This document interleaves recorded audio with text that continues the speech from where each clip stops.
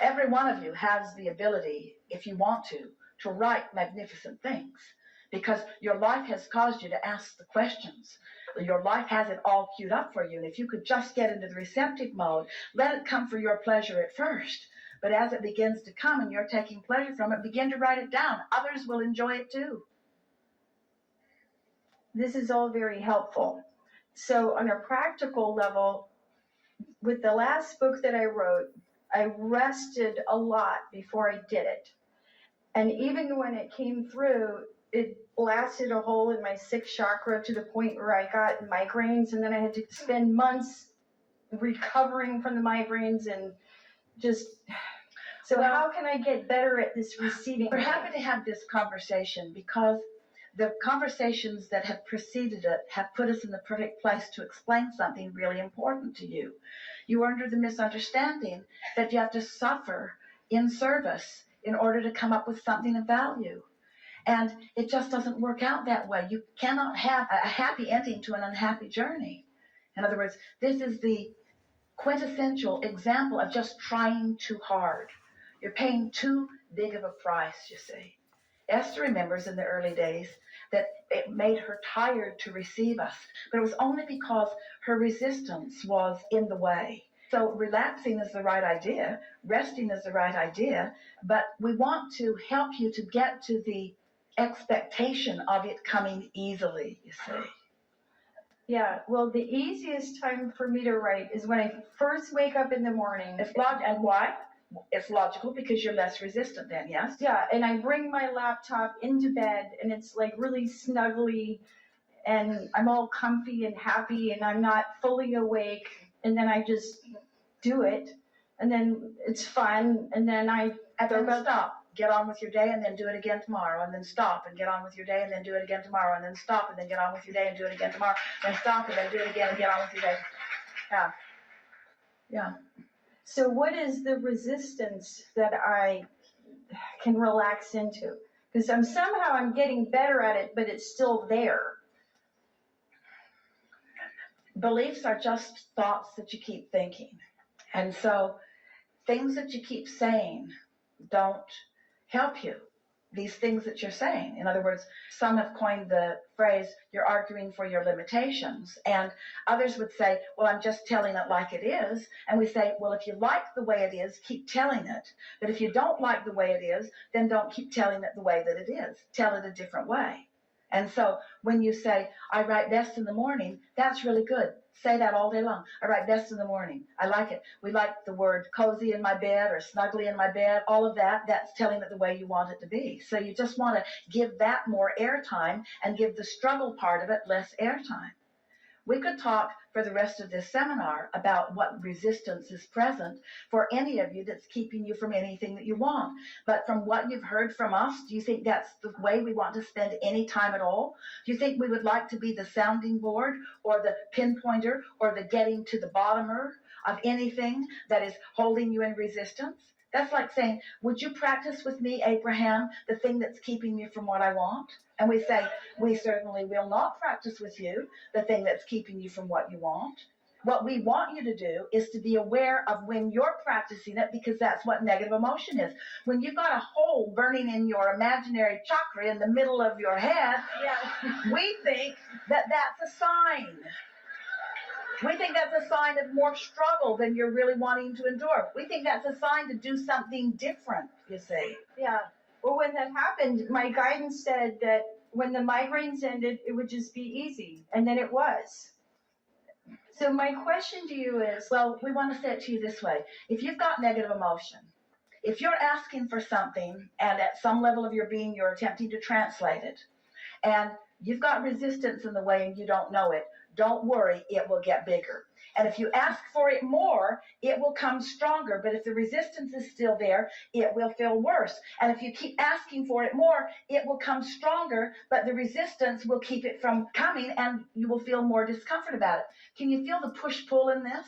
In other words, I want this thing that I'm not letting in. Well, I really want this thing that I'm not letting in. I really, really, really want this thing that I'm not letting in. I really, really, really want this thing that I'm not letting in. And we say, at some point, you got to stop doing the that I'm not letting it in part. Yeah. And you're not usually doing that all at once. You're doing it in conversations like this. So many of you, we love you so much, think that others are interested in you. And so you spend a lot of time explaining to them why you feel the way you feel. And it would really be a good idea if you would stop that, because they don't care. And it's causing you to practice vibrations that are preventing you from letting in what you're asking for. When you really, really, really, really, really want something like you do, but you've got habits of thought that don't let it in, then you can push through, you can tough it out, but it's not fun and it doesn't turn out the way it could, you see. So if it's not feeling good, don't do it right now. Don't do it. Do something else. Yeah, that's what I did. And it's good because when I don't write, I knit, and when I don't knit, I make jewelry, and I just go between whatever feels fun. And when something stops feeling fun, then I go to the other thing. Well, we'd like to believe you. So my But question, everything that you said to us before that makes us not believe you. so what did you do to make it easier to channel? How did you get that process easier? That's a really well-timed question, and we would say to you an inspired question that you let in this moment. And the most significant thing, this is something for you to take in no matter what it is that you're wanting. Esther had been encouraged to quiet her mind. When your mind wanders, and it will, just release the thought and focus on your breathing. That was what her intention was. It was never Esther's intention to be doing this. It was her intention to live happily ever after. Her question was, how can we achieve our goals? And the answer was, meditate. In other words, the answer went right to what is the tool that is most likely to put you in the receiving mode. So Esther quieted her mind for about 15 minutes and liked the way it felt. She liked the way it felt. She felt a releasing of tension. She felt a sort of detachment. After 12 or 13 minutes, she could not really tell her foot from her nose. She felt that sort of disassociation. She liked the way it felt. And so, because she liked the way it felt, she did it every day for several months. Not trying to make something happen with it. She just liked the way it felt. It was a releasing of resistance. She didn't even know that. She just liked the way it felt. It was leading her to opening a passageway. She didn't know that. She just liked the way it felt. It was the beginning of all of this receiving of all of this powerful information. She didn't know that. She just liked the way it felt. You see what we're getting at? How do you get rid of doubt before it starts? And so it's about caring about how you feel rather than trying to make something happen first. We've said it in a lot of different ways. We'll tell you all of the ways we've said it. We said, open your valve and let it flow. We said, flow downstream rather than upstream. We said, get into the vortex. We said, don't try so hard. We say, take the path of least resistance. In other words, what is it that keeps you from being willing to allow it to be as easy as it really is? It's this worthiness thing that you've got stuck in your vibrational craw, isn't it? It's this belief, which is a thought that you keep thinking, that I have to pay a price. It can't be that easy. Oh, really? It cannot be that easy. Are you kidding? Don't I need a PhD? Don't I need to struggle more? Don't I need to pay a greater price? No. Just quiet your mind. Just quiet your mind and just do it long enough that you allow the vibration of your being to raise until it matches compatibility with the vibration of who you really are. And then all of the insight of all that matters to you will flow abundantly forth to you in every conceivable manifestational way that you choose. You see? And so for you, it'd be meditation, and yet for somebody else, it would be doing whatever they do that just puts them into this state The of reason joy. that meditation is good for everyone is because when you quiet your mind, you stop thought. When you stop thought, you stop resistance. And when you stop resistance, your vibration raises. And when your vibration raises, you're compatible, and then you can receive. But you could do that also through yoga, right? It's really fun talking with you. Okay. Because you said, what did Esther do? Yes. And so we explained to you what Esther did, and now you're arguing for another way a little bit. Yes, right. And so there are lots of ways. It's not just one way, but the common denominator in all of the ways is it's something that comes easily. And we can't think of anything easier than just sitting in a chair and not thinking. But you may want to pay a greater price. You may feel like you need to strike a really awkward pose.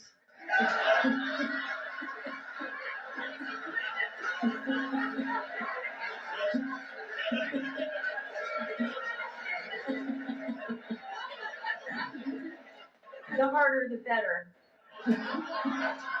It's sort of what we're talking about here, isn't it? It's what so many believe. The harder it is, the better results. And we say that defies everything that we know to be. Path of least resistance is the way the universe works. Path of least resistance. You see, but what happens is, we love giving this to you so much, because once you get in this mode of path of least resistance, then all things are possible. And things that seemed very difficult and hard aren't, because the vibrational frequency of who you are and the momentum of all you've got going and all of the cooperative components that are assisting you come into place. Esther has in her ranch in Texas, she's got a big iron bull that stands right at the entrance.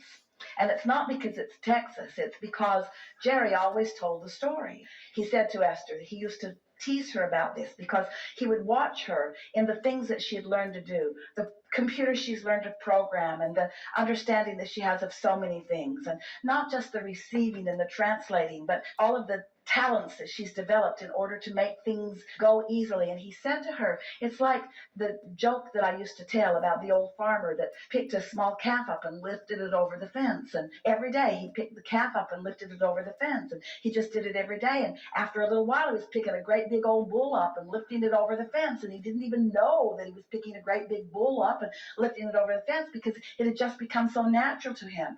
So what happens is, the more you ask and the more you allow, the more you begin to perceive yourself as the worthy being, the more you begin to understand that all things are possible, the more insight you have, the more cooperative components come to assist you, then you continue to become broader and more expansive and more capable and more dynamic and more multitasking and more experiencing more things at the same time, because you are allowing yourself to be the receiver on more levels at the same time. You see what we're getting at? But you got to get the struggle out of it first. So when you ask for the dynamics of it before you've got the struggle out of it, then that's that sensation that you were describing. And we just want to softly call that trying too hard. This conversation